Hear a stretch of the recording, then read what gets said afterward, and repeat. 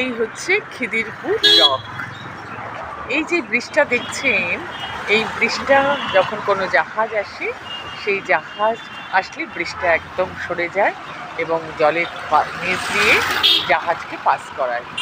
তো এই ব্রিজটা হচ্ছে এইরকমভাবেই তৈরি যে কোনো জাহাজ আসলে ব্রিজটা পুরো সরে যাবে এবং জাহাজটা চলে যাওয়ার পর আবার ব্রিজটা যথাস্থানে চলে আসবে। এই দেখুন কি সুন্দর এই খিদিরপুর ডক।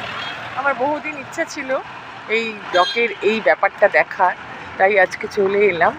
ওই দূরে জাহাজও দাঁড়িয়ে আছে, দেখা যাচ্ছে কি সুন্দর দেখছি।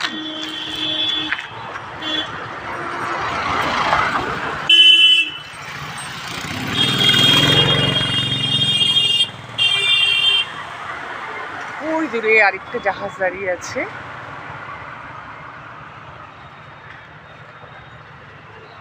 কি অদ্ভুত, তাই না? খুব সুন্দর ব্যাপারটা।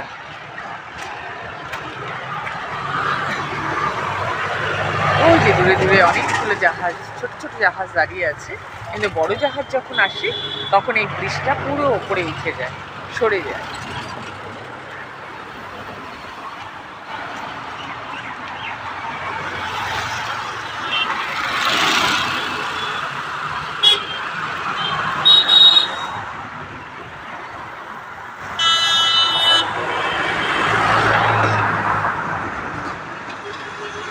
এই সেই ব্রিজ, এখন প্রচুর গাড়ি যাচ্ছে, কিন্তু জাহাজ যখন যাবে এই ব্রিজটা সরে গেলে তখন কিন্তু গাড়ি দুদিকে দাঁড়িয়ে পড়বে।